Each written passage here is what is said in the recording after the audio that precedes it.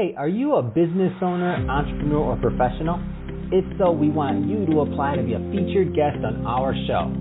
My name is Adam Torres, and I host the Mission Matters series of podcasts. I've recorded over 3,000 episodes, and we are just getting started. How do you know if you'd be a good guest to be on the show? Well, only one way to find out, and that's to apply, but I'm going to let you in on a little secret.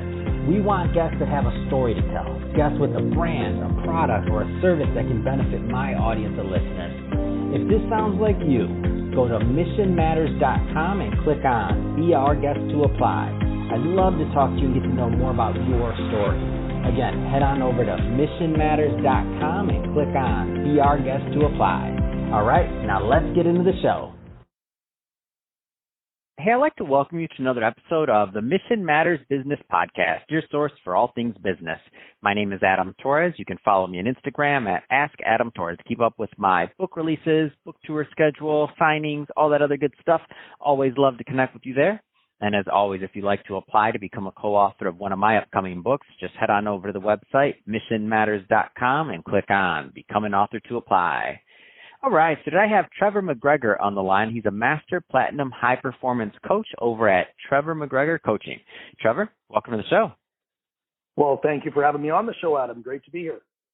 All right, so I'm excited to get into today's topic. So we're going to talk about the 5 reasons why people fail to scale in business. But before we do that, I want to give the audience a little bit more of your background, because I mean you've done a lot. So I mean you've done over 25,000 coaching sessions. I mean you work with Tony Robbins for over a half a decade. I mean you've done some really amazing things in your career. So maybe just tell us a little bit more about how you got started on this path. Oh, very good. Well, again, I'm from Vancouver, British Columbia, Canada, so you might detect a little Canadian accent in me, but like a typical Canadian, grew up, went to college, went to work in corporate, knew I didn't want to work, in corporate and make other people rich. I wanted to really go out there and do something meaningful, and, started to get into real estate in addition to working in corporate, and that really got me interested in personal growth because I wanted to be the best version of myself. And as I, started to work with coaches and, go to events, read books, listen to audios, I think that that's when the bug bit. And I knew that being a coach or a mentor or a teacher or trainer was something that, I really, really wanted to do. And so it was really then that I went and got my coaching certification in Orlando, Florida with a wonderful, wonderful company down there and started to coach. And, that was the same time that Tony Robbins was looking to hire more business coaches because, again, Tony didn't just want to be known as a life coach. He wanted to, expand his business coaching division. And I was working with my own Tony Robbins coach at the time, and he said, Trevor, you're passionate about people. You're passionate about business. You're passionate about real estate. I think you'd make a great coach. And that's when I applied to Tony Robbins, and the rest is history. Went on to work for the man for over, half a decade and literally got my black belt in coaching and, continue to, support everything he does. But I did leave Tony Robbins in 2017 to open Trevor McGregor Coaching. And now I coach, business owners, Fortune 500 executives, real estate investors, doctors, lawyers, anybody who's a high performer that is looking to get to the next level, both personally and professionally. And that's what I do. I love it. And then I think that, and you're one of the, when I saw that your pedigree, where you've been, what you've done, and now what you're doing, and I saw the show topic, I'm like, five key reasons is that business people, real estate investors, entrepreneurs fail to scale and take their business to that next level or new heights. I'm like, all right, this is going to be interesting because you've been in the trenches. So where do you want to start with these key reasons? Because I'm excited to learn from you too. Well, thank you, Adam. And again, after, being in business in corporate, being a real estate investor, literally helping people all over this beautiful planet, because it's not just men, it's women, it's partners, it's a little bit of everything. I'd have to be an idiot at this stage not to see what allows people to achieve phenomenal levels of success. And yes, what causes people to stay stuck or even fail. And, I want to kick it off. And before I get to the 5 keys why people fail to scale, I want to say that, in coaching or in business or in life, whether it's your career, your finances, your relationships, your health, your fulfillment, for anybody that's listening that wants to get to the next level, there's really only two things you really need. And I want to kind of speak to those first, and they both start with the letter M. And the first one is mindset. I mean, you got to have a peak performance, high performance, can-do mindset. And number two is modeling. That is, you got to model best practices. You don't need to reinvent the wheel to go out there and achieve success. And so as I speak to, people on stage and around the world, whether it's a podcast, a TV show, a radio show, or even my own clients, I remind them that you need to check in with, where are you with your mindset on a scale of 1 to 10? And where are you in terms of modeling best practices and doing what the Richard Bransons, the Tony Robbins, the Oprah Winfreys, the Elon Musks have done to go from where they were to where they are today. And so after all of that, I've literally had enough calls and enough sessions to come up with what I call the 5 reasons why people fail to scale in business or in life. And if you're ready, I'm ready to take your listeners through that. Are you ready to go? I'm taking notes. I have my pen and I'm sitting at the edge of my chair and I'm like, come on, Trevor, give me the reasons. I'm in. All right. Well, let's hit it with number 1, because honestly, number 1 is the biggest one, and that's what I call limiting beliefs. Because I'm telling you, it all starts with that 3-pound mass between your ears. It's called your brain. And if you think you can't, you can't. And if you think you can, you'll find a way. So what I do with clients is we start to take a look at their beliefs, their values, the rules, the stories they're telling themselves, because I find that a lot of people tend to rationalize why they can't do things, Adam. And if you break that word into 2, they tell themselves rational lies. They lie to themselves. And it just doesn't have to be that way. So that's the first thing we take care of. Does that make sense? That absolutely does. And as you're saying it, I'm like, I can see that, when they say people set their goals too low or something else, or that the goal, like they didn't think they could do it or something, it's the belief. It's totally there. I'm with you. What's next? You bet. Because that takes us to number 2. And number 2 is what we call a lack of a strategic plan. Because we can get rid of your limiting beliefs, but if you don't know where you want to go, or you don't know what the end looks like, how the heck are you supposed to reverse engineer a plan to get there? I mean, that would be like going to an airport and getting on an airplane where you don't even know the destination. Some people might think that's cool, but I want to know where I'm going and how we're going to get there. So if number 1 is limiting beliefs, number 2 is really a lack of a strategic plan. Does that resonate? Absolutely. And I'm on board. Give us what's coming next. Give me number 3. You bet. Because once we get those 2 things handled, now we've got to create number 3. Because number 3, and what I've identified, is a lack of systems for support. That is, we get rid of those limiting beliefs. We build the goal setting and goal achievement plan. But if you don't create systems that support you along the way, if you're not optimizing, partnerships and other people and technology, you're really fooling yourself. So what we do is we get a real handle on what's going to allow you to optimize and maximize the journey. Does that make sense?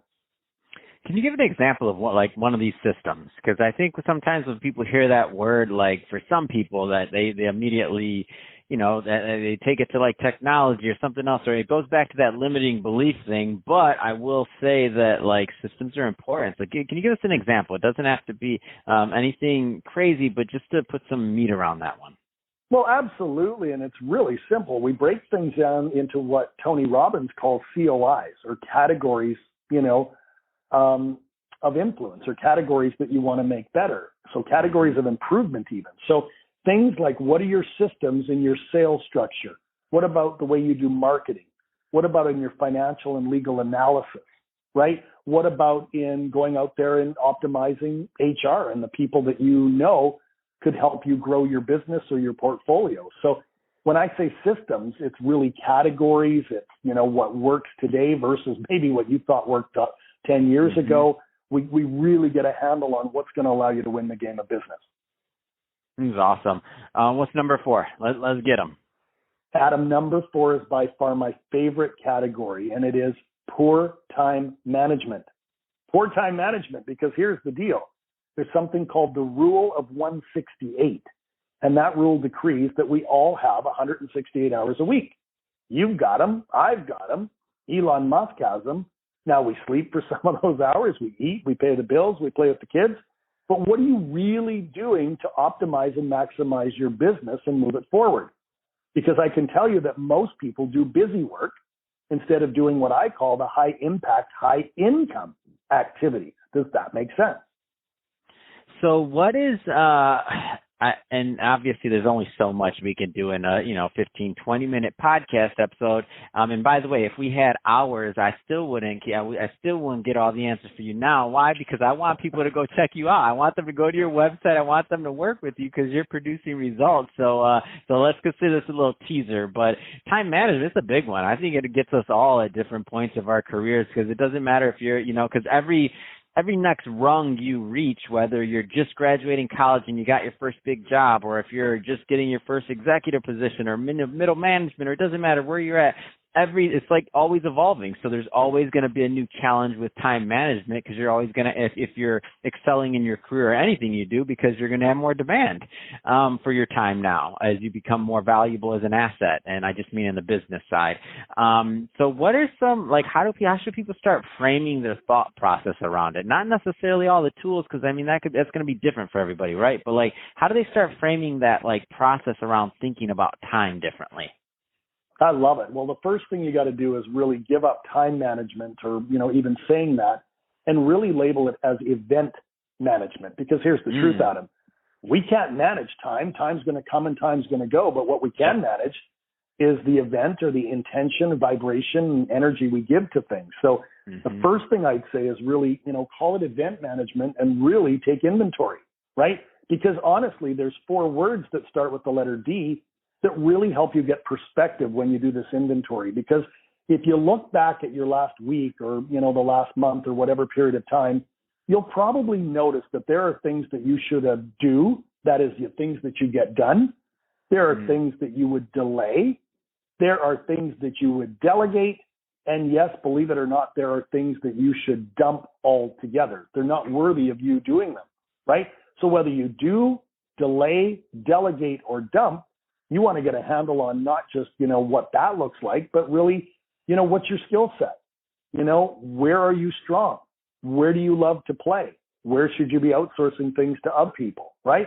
Because ultimately, we know that most people, in an 8-hour workday, the statistics say that they only get in really 3.5 hours of productive time. And that's a shame, when, we could really take a look at the compound effect if they were more productive, even 2, 3, 4 more hours a day, what that could do over the course of a week, a month, or a year. So does that make sense?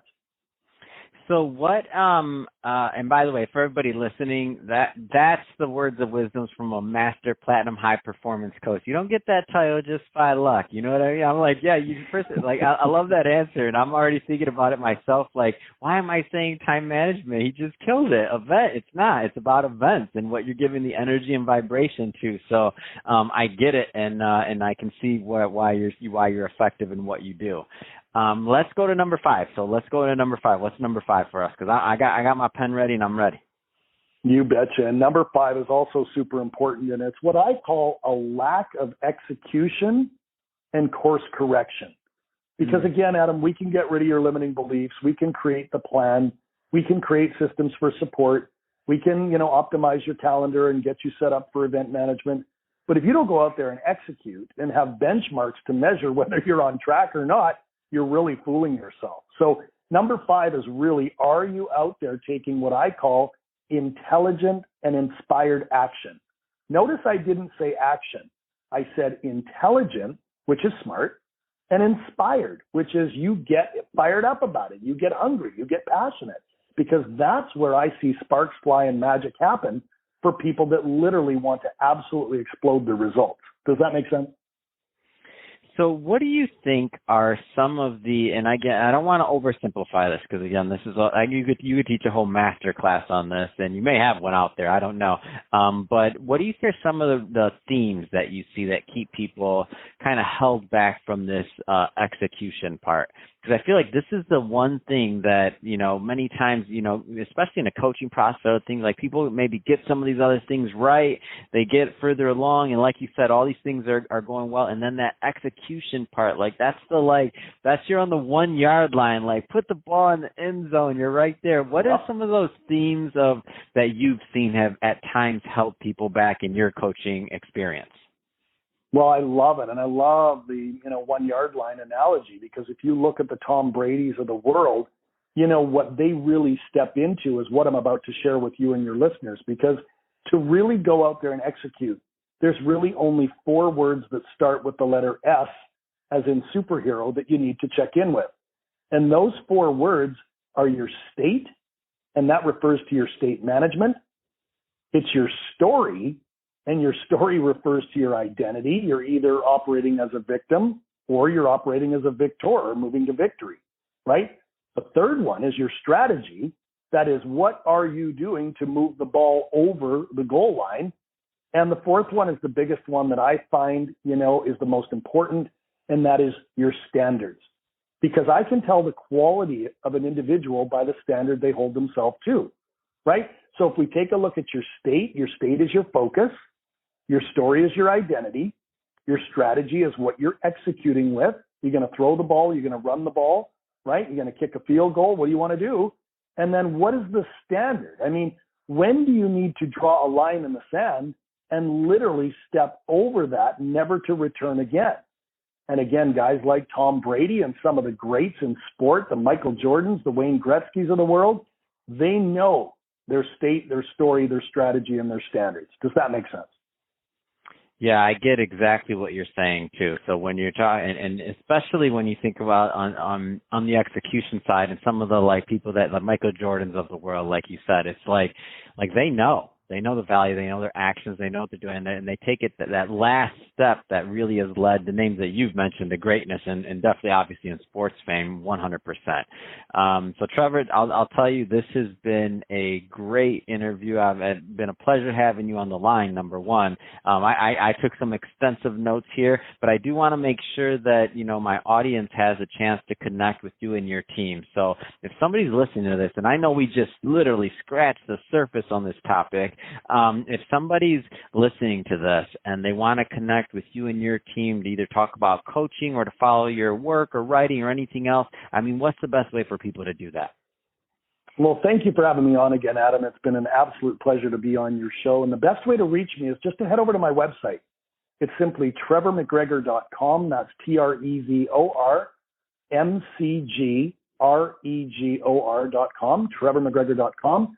There you can find out a little bit more about me and my coaching program, and there's an opportunity to connect by just, hitting the Connect with Trevor button. Perfect. Well, Trevor, again, thank you for coming on the show. And to the audience, as always, thank you for tuning in. Hope you got a lot of value out of this. Hope you took some notes, too. You might want to listen to this one a second time. I know I will. I want to make sure I got all of it. And if you're listening for the first time, by the way, don't forget, hit that subscribe button. We'd love for you to be a return listener, have some other great guests lined up for you. And if you're watching on YouTube, do the same. But also leave us some comments in the video. Love to continue the dialogue and conversation there with you in the comments on the YouTube video. And Trevor, thanks again for coming. This has been a pleasure. Absolutely. Keep up the great work, Adam. It's a pleasure to be on the show.